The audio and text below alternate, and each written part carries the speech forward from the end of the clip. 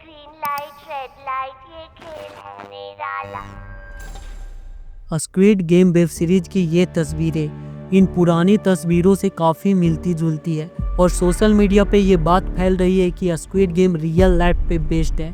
मतलब जो चीज़ें हमें स्क्विड गेम में दिखाई गई वो पहले साउथ कोरिया में हो चुकी है।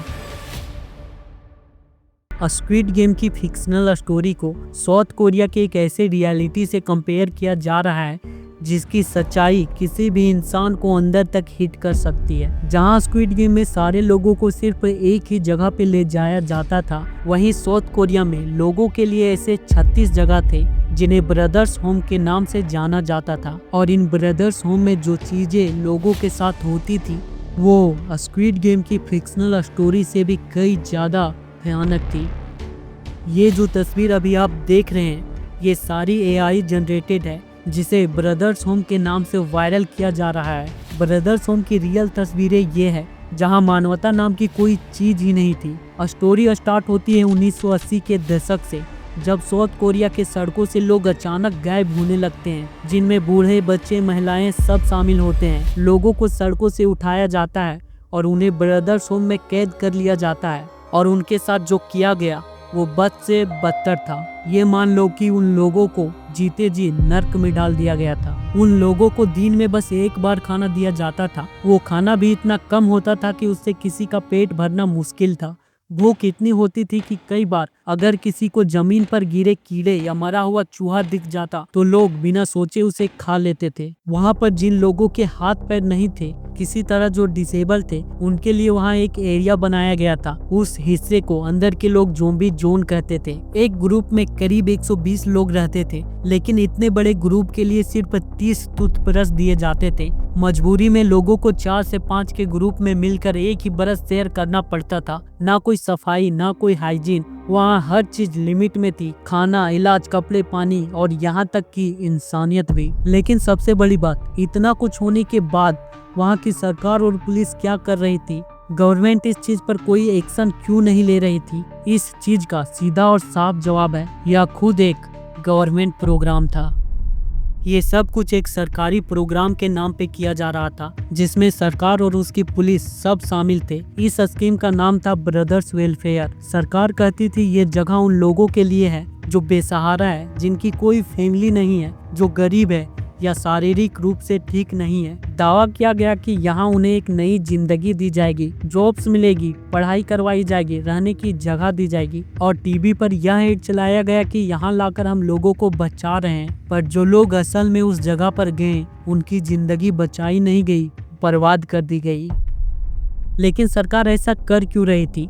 इसका जवाब है 1980 में साउथ कोरिया तैयारी कर रहा था 1986 के एशियन गेम और 1988 के सियोल ओलंपिक का। इन गेम्स के जरिए वहां पर आने वाले सभी विदेशियों को सरकार ये दिखाना चाहती थी कि हमारे देश में गरीबी नहीं है, सड़कें साफ है और लोग बीमारियों से दूर है। इसलिए सरकार सड़क में बैठने वाले भिखारियों को और होमलेस लोगों को ब्रदर्स होम में कैद करने का फैसला लेती है और दुनिया के सामने एक झूठी तस्वीर दिखाने की कोशिश करती है। वहाँ की पुलिस होमलेस मजदूर और बेकसूर लोगों को रात के अंधेरे में उठा लेती थी और ब्रदर्स होम जैसे कैंप में कैद कर देती थी। लेकिन यह ब्रदर्स होम कैंप तब और क्रूर हो गई जब इन्हें चलाने वाले मालिकों के मन में लालच आ गया। जब सड़क पे भिखारी और बेघर लोग दिखने बंद हो गए तब पुलिस किसी भी आम नागरिक को उठा के ले जाती। ऐसा इसलिए क्योंकि ब्रदर्स होम में जितने लोग होते उतना उन्हें सरकार की ओर से फंड मिलता और उस फंड का इस्तेमाल ब्रदर्स होम कैंप चलाने वाले लोग अपने जेब भरने के लिए करते हैं। और पुलिस को प्रमोशन दी जाती थी, जो जितने लोगों को उठा के लाता उतनी जल्दी उनकी प्रमोशन होती। अब सवाल है, क्या लोगों ने वहाँ से भागने की कोशिश नहीं की? बिल्कुल की, लेकिन वहाँ से भागने का प्रयास मतलब अपनी मौत को चुनौती देना। पहली बात, वहाँ से भाग पाना आसान नहीं था। हर जगह गार्ड्स घूमते रहते थे और 7 मीटर ऊंची दीवार किसी ऐसे रुकावट की तरह थी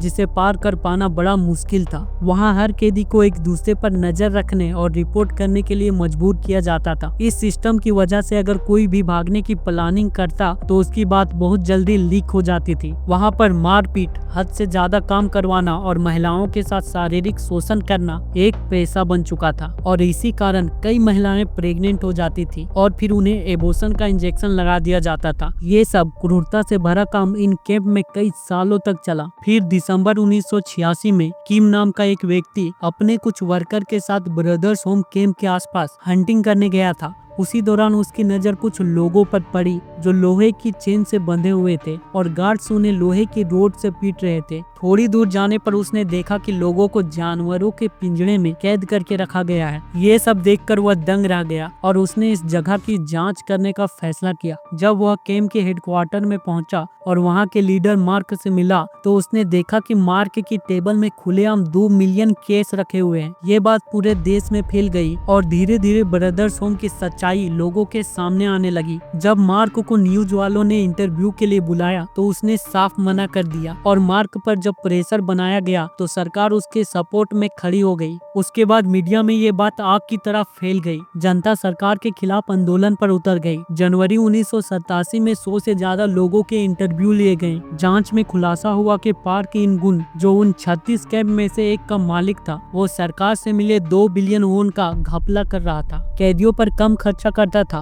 और उन्हें कंट्रोल करने के लिए ड्रग्स का इस्तेमाल करता था। उसके ऑफिस में एक टॉर्चर रूम भी मिला और ये भी पता चला कि उसने खुद कम से कम 40 लोगों को मारा था। जब ये जांच चल रही थी तब 30 कैदी भागने में कामयाब हो गए और उनकी कहानी पूरी दुनिया के सामने आ गई। लोग ब्रदर्स होम की तुलना नाजी कैंप से करने लगे और पार्क इन गुन को हिटलर से। इतना सब कुछ होने के बाद सरकार ने ब्रदर्स होम को बंद कर दिया और बचे हुए लोगों को रिहा कर दिया, लेकिन समाज ने उन्हें कभी अपनाया ही नहीं और उन्हें अलग नजरिया से देखने लगी, मानो उन पर ब्रदर्स होम का एक थप्पा लग गया था। पार्क इन गुन को, जिसने इतने भयंकर अपराध किए, उसे सिर्फ भ्रष्टाचार के आरोप में 2.5 साल की सजा मिली। ये उन अपराधों के लिए कुछ भी नहीं था जो उसने किया था। ये थी ब्रदर्स होम की क्रूर कहानी। खैर, ये वीडियो आपको पसंद आई हो तो और ये वाली जरूर देखना जिसमें मैंने बताया है कि क्यों गांधी जी अपनी पोती के साथ नग्न होकर सोते थे। और ऐसे ही डॉक्यूमेंट्री के लिए चैनल को सब्सक्राइब करना ना भूलें।